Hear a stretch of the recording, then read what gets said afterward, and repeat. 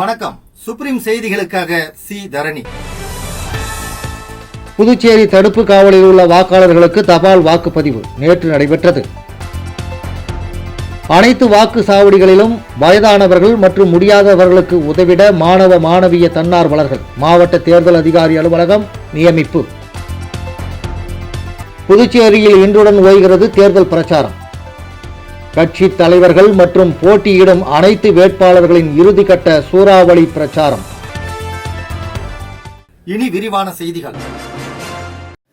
புதுச்சேரி மத்திய சிறையில் தடுப்பு காவலில் உள்ள வாக்காளர்களுக்கான தபால் வாக்குப்பதிவு நேற்று நடைபெற்றது. இந்திய தேர்தல் ஆணையத்தின் ஆணையின்படி புதுச்சேரி சட்டமன்ற தேர்தலுக்கான வாக்குப்பதிவு எதிர்வரும் 9ஆம் தேதி வியாழக்கிழமை அன்று நடைபெற உள்ளது. இதனையொட்டி புதுச்சேரி காலாப்பட்டில் அமைந்துள்ள புதுச்சேரி மத்திய சிறையில் தடுப்பு காவலில் உள்ள வாக்காளர்களுக்கான தபால் வாக்குப்பதிவு நேற்று நடைபெற்றது. இதனை மாவட்ட தேர்தல் அதிகாரி மற்றும் மாவட்ட ஆட்சியருமான குலோத்துங்கன் பார்வையிட்டார்.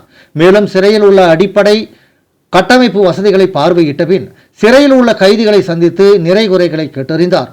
அதனைத் தொடர்ந்து காலாப்பட்டு தொகுதியில் உள்ள சில வாக்கு சாவடிகளை பார்வையிட்டு அங்குள்ள குறைந்தபட்ச உறுதி செய்யப்பட்ட வசதிகளான சாய்வுதள அமைப்பு, கழிப்பறை, குடிநீர், மின்சார வசதி போன்றவை ஏற்படுத்தப்பட்டுள்ளனவா என்பதனையும் ஆய்வு செய்தார்.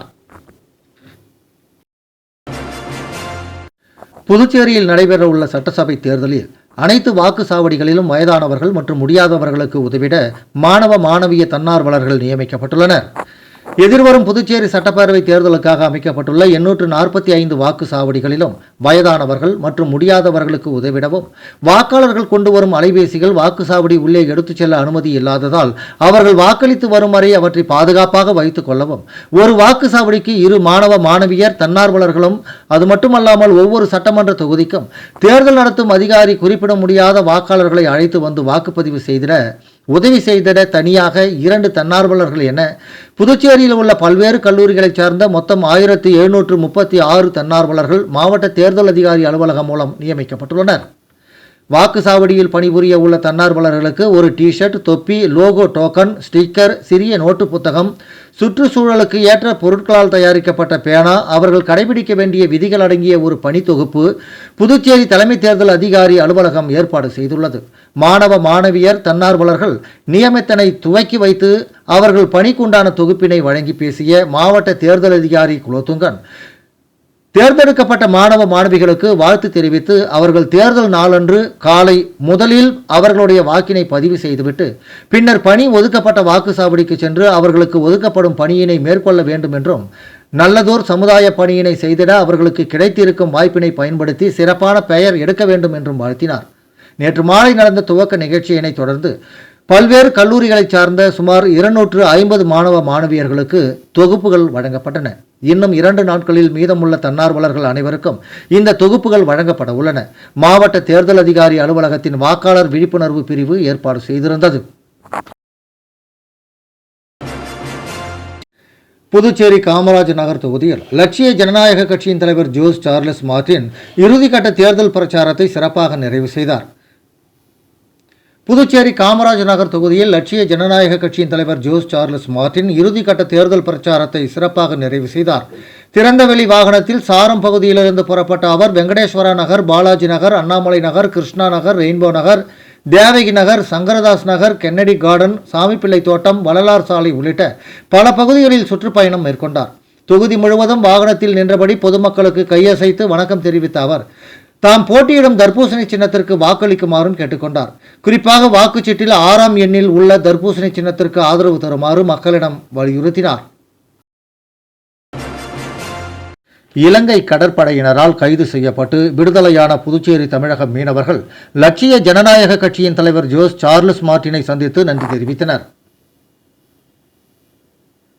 நாகை, மயிலாடுதுறை மற்றும் காரைக்காலைச் சேர்ந்த 25 மீனவர்கள் எல்லை தாண்டி மீன்பிடித்ததாக கூறி கடந்த பிப்ரவரி 15ஆம் தேதி இலங்கை கடற்படையினரால் கைது செய்யப்பட்டனர்.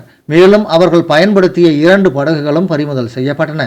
பின்னர் மல்லகம் நீதிமன்றத்தில் ஆஜர்படுத்தப்பட்ட அவர்கள் யாழ்ப்பாணம் சிறையில் அடைக்கப்பட்டனர். இந்த சம்பவம் மீனவர்களின் குடும்பத்தினரை கடும் வேதனையில் ஆழ்த்தியது. இந்த நிலையில் காரைக்கால் மீனவர்களின் குடும்பத்தினரை நேரில் சந்தித்த லட்சிய ஜனநாயக கட்சியின் தலைவர் ஜோஸ் சார்லஸ் மார்டின் ஒவ்வொரு குடும்பத்திற்கும் தலா ரூபாய் 10,000 நிதி உதவி வழங்கியதுடன் ஒரு மாதத்திற்கு தேவையான மளிகை பொருட்களையும் வழங்கினார். இதோடு மட்டும் நிற்காமல் இலங்கையில் முன்னணி வழக்கறிஞர்கள் மூலம் மீனவர்களுக்கு சட்ட உதவிகளையும் ஏற்பாடு செய்தார். மேலும் சிறையில் இருந்த அவர்களுக்கு தரமான உணவு, சுகாதாரம் உள்ளிட்ட அடிப்படை உரிமைகள் கிடைப்பதை உறுதி செய்தார். தொடர்ந்து இலங்கை நீதிமன்றத்தில் சட்ட போராட்டத்தை முன்னெடுத்து மார்ச் 31 25 மீனவர்களும் விடுதலை பெற வழிவகை செய்தார். விடுதலையான அவர்கள் கொழும்புக்கு அழைத்துச் செல்லப்பட்டு இந்திய தூதரகத்திடம் ஒப்படைக்கப்பட்டனர். பின்னர் ஏப்ரல் 7 இன்று அதிகாலை 5 மணியளவில் சென்னை வந்தடைந்தனர். அவர்களை தமிழ்நாடு மற்றும் புதுச்சேரி மீன்வளத்துறை அதிகாரிகள் வரவேற்றனர். இதனையொட்டி செய்தியாளர்களிடம் பேசிய மீனவர்கள் தங்களால் தேர்ந்தெடுக்கப்பட்ட மக்கள் பிரதிநிதிகள் கூட குடும்பத்தினரை சந்தித்து ஆறுதல் கூறாத நிலையில் லட்சிய ஜனநாயக கட்சி தலைவர் ஜோஸ் சார்லஸ் மார்டின் தான் முழுமையான உதவிகளை செய்ததாக நன்றி தெரிவித்தனர். மேலும் அவரை நேரில் சந்தித்து நன்றி தெரிவிக்க புதுச்சேரிக்கு புறப்பட்டு சென்றனர். என் பெயர் மோகன். நாங்கள் 11 காரைக்காலிலிருந்து மீன் பிடிக்க போனோம். 11 போய் 15 நைட்டு எங்களை இலங்கை நேவல் எங்களை பிடிச்சாங்க. பிடிச்சி அதோட அரெஸ்ட் ஆகி அதோட கோர்ட்டுக்கு போகும்போது அரெஸ்ட் ஆகி சிறை பிடிச்சி ஜெயிலில் போட்டாங்க. ஜெயிலில் போட்டு ஃபர்ஸ்ட் வாய்தா எத்தனாம் தேதி 50 நாள் இருந்தோம். ரிலீஸ் ஆகி இப்போ வீட்டுக்கு வந்திருக்கோம். சார் மார்டின் சார் அங்கே ஆள் வச்சு பார்த்தாங்க, போனாங்க, எங்களுக்கு நிறைய உதவி பண்ணாங்க. அது மாதிரி சாப்பாடு வாங்கி கொடுத்தாங்க, போனாங்க. ஹோட்டல்லையும் எங்களுக்கு வாய்தா அன்னைக்கு எங்களை எல்லாத்தையும் பார்த்தாங்க, செஞ்சாங்க. அவருக்கு ரொம்ப நன்றி. அவருக்கு நன்றி சொல்ல கடமைப்பட்டிருக்கோம் எல்லாருமே. ரொம்ப நன்றி. விளம்பர இடைவேளைக்கு பிறகு செய்திகள் தொடரும்.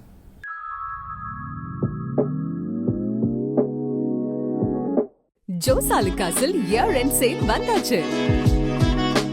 தங்க நகைகளுக்கான சேதார கட்டணத்தில் பிளாட் 50% தள்ளுபடி பெறுங்கள். இப்பவே ஷாப்பிங் செய்யுங்க.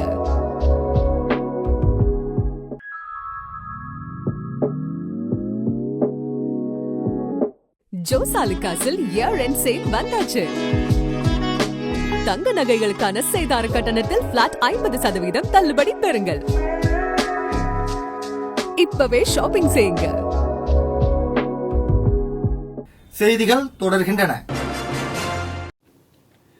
புதுச்சேரி மாநிலத்தில் 2026க்கான சட்டமன்ற தேர்தல் தேதி அறிவிக்கப்பட்டு ஏப்ரல் 9 வாக்குப்பதிவு நடைபெறும் நிலையில் தேர்தல் துறை மற்றும் மாவட்ட நிர்வாகம் சார்பாக பல்வேறு ஆயத்த பணிகள் நடைபெற்று தேர்தலுக்கு தயாராக இருக்கும் நிலையில் மாவட்ட தேர்தல் அதிகாரி குலோத்துங்கன் புதுவையையொட்டி அமைந்துள்ள பல்வேறு எல்லைப் பகுதிகளில் ஆய்வு மேற்கொண்டு வருவதன் தொடர் நிகழ்வாக நேற்று இரவு கோரிமேடு மற்றும் காலாப்பட்டு சோதனை சாவடிகளை ஆய்வு மேற்கொண்டார்.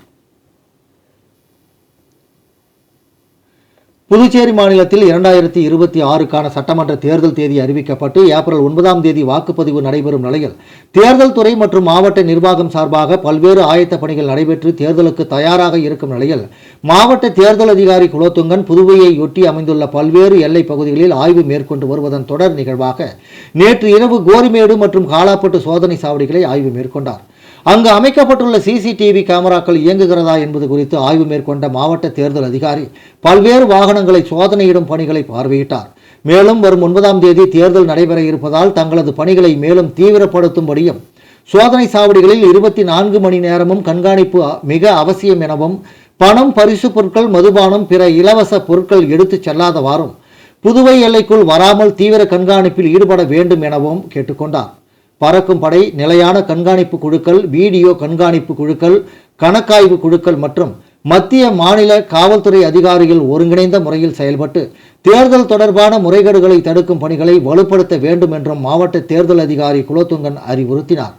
இந்த சோதனையின் போது முதுநிலை காவல் கண்காணிப்பாளர் கலைவாணன், மேலும் காவல் கண்காணிப்பாளர்கள், தேர்தல் சம்பந்தமான அதிகாரிகளும் உடன் இருந்தனர்.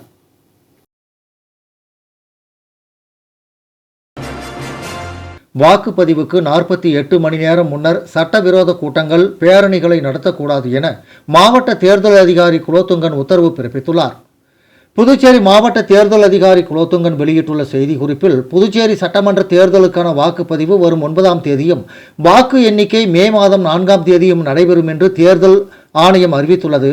இந்த தேர்தலில் வாக்குப்பதிவு நியாயமாகவும் சுதந்திரமாகவும் நடைபெறுவதை உறுதி செய்யவும், தேர்தல் செயல்முறைக்கு இடையூறு ஏற்படாமல் இருப்பதற்கும் இந்திய தேர்தல் ஆணையத்தின் அறிவுறுத்தலின்படி புதுச்சேரி மாவட்டத்தில் பாரதிய குடிமக்கள் பாதுகாப்பு சட்டம் பிரிவு 163 கீழ் இன்று மாலை 6 மணி முதல் 10ஆம் தேதி காலை 6 மணி வரை தடை உத்தரவு பிறப்பிக்கப்பட்டுள்ளது. சட்டவிரோத கூட்டம் மற்றும் பொதுக்கூட்டங்கள், பேரணிகளை நடத்தக்கூடாது.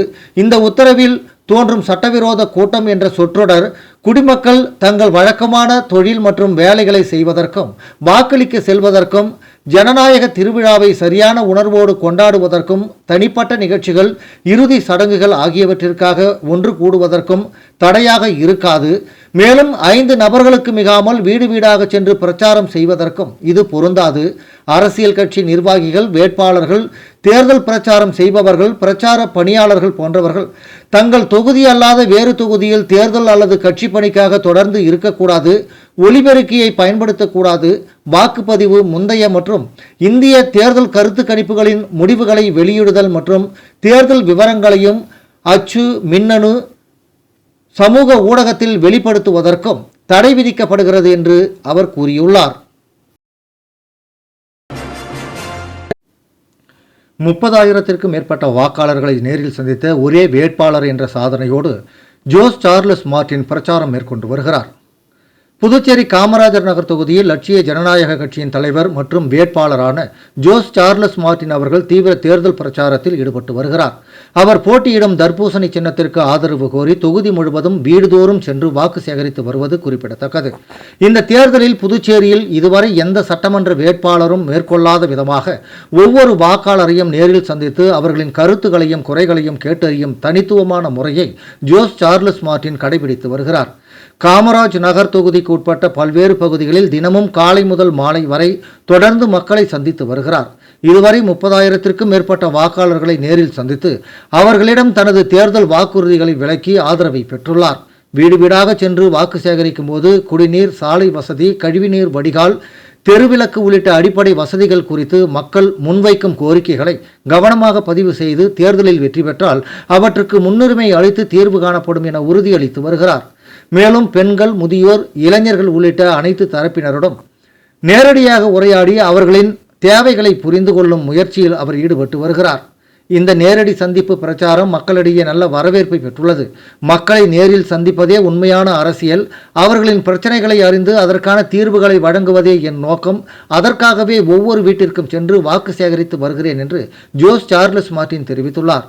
மக்களுடன் நேரடி தொடர்பை உருவாக்கி அவர்களின் நம்பிக்கையை பெற்ற ஒரே வேட்பாளராக ஜோஸ் சார்லஸ் மார்டின் உருவெடுத்து வருகிறார். அவரது இந்த முறையான பிரச்சாரம் காமராஜ் நகர் தொகுதியில் தேர்தல் களத்தை விறுவிறுப்பாக மாற்றியுள்ளது.